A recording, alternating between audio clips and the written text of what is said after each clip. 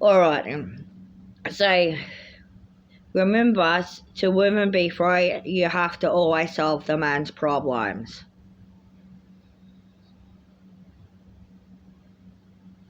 What's the man's problems? Oh, on then. They haven't got effective leadership from older men. The older men are the troublemakers.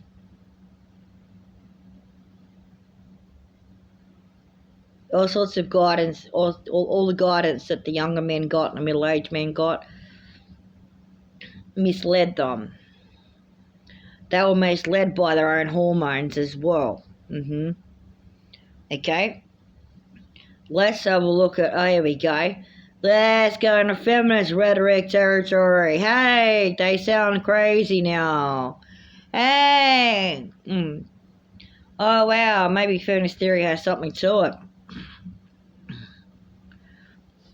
Do women have problems because the men have problems? You know, sounds a little bit like the women haven't been able to deal with their own fucking problems because of the men's problems. Doesn't it? Yeah. Okay? It sounds like it's always the man's fault. Yeah. Okay? It sounds like feminism's nasty to men. Yeah. What if it's not? What if the traditional gender role of the man must claim the territory and he must control the woman and she's the weak and the vulnerable one is a lie, and he knows it's a lie, and he came up with the lie not just because of social conditioning or because of cults, but because part of him's scared. Part of him's scared that he could be 6'10" and built like a brick shithouse and knock someone stone cold dead with his fist. Or maybe he's a smart ass and he builds a gun or something, right? Like he could fucking knock anyone, like, bam, you know, with his big fucking brick shithouse fucking fist, right? Okay, yeah. Okay, right? Okay, the man's scared of the man, knowing he could potentially do that, yeah. Because, like, he doesn't want to be violent, yeah. And usually he's not, yeah. So the man walks in fear of his own size or his own intellectual capacity is being commandeered by testosterone and social conditioning, right? So the men live in fear of the men. That's the men's issue. Men live in fear of men. Yeah, that's true. They do. Okay, right. Okay, right. And then he walks around and he sees these freaking, 5'6", freaking 5'2", freaking tiny people, yeah, and with bosoms, and he goes, "Oh, there's no way you can fucking win a fucking fisticuff fight." Yeah. Like obviously the women can learn judo and jiu-jitsu and whatever else, but he goes, "Oh, nah. If someone come for her, she's nah. She'd be knocked over. Yeah. You might want to use your size for that. Yeah. Okay. So that come from empathy, then, does it? Yeah, a little bit. Okay. Right. Okay. Right. So. Then. Here's where the men first fear the women. Go on, let's be honest. That's how big his mother was. Like, he goes back to his mom's house. And she's tiny like that as well. And he knows she's really big. And she's not. And he's like...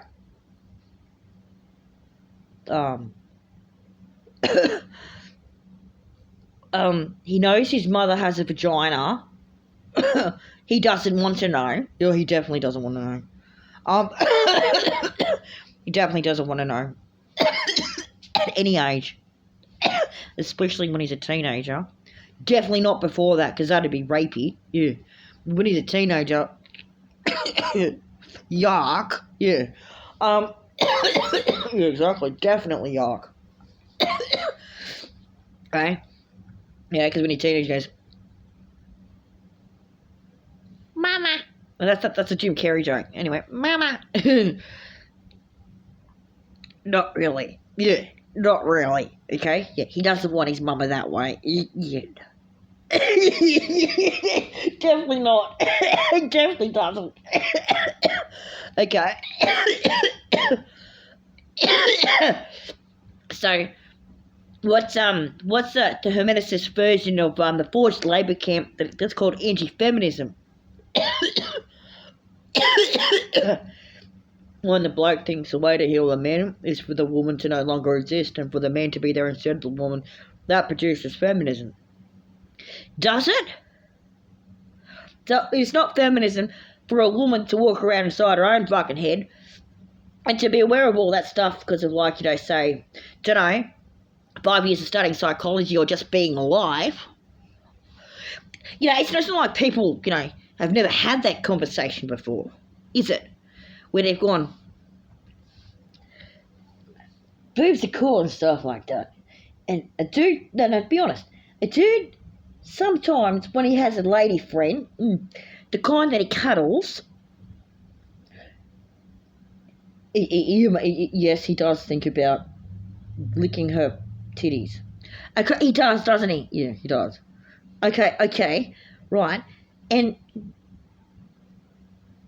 does part of him go, that might not be appropriate? Yeah.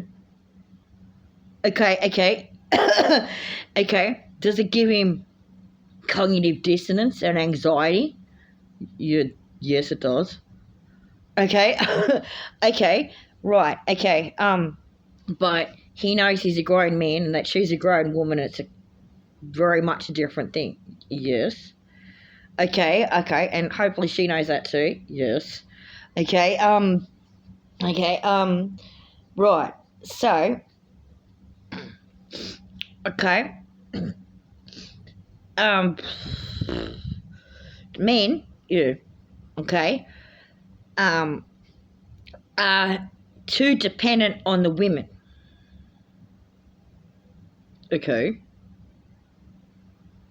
Okay, they're too dependent on the women. Okay. And here's how they're too dependent on the women. Okay. They are dependent on women spiritually. They're dependent on women physically. They're dependent on women socially.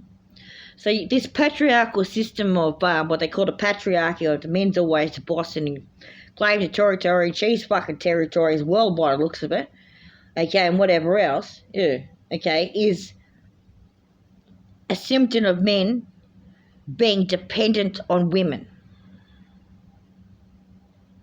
Okay? Okay? Men who are not standing on their own 2 feet. So, men who were struggling. And they go back to Mama. And Mama makes them a big bowl of dinner.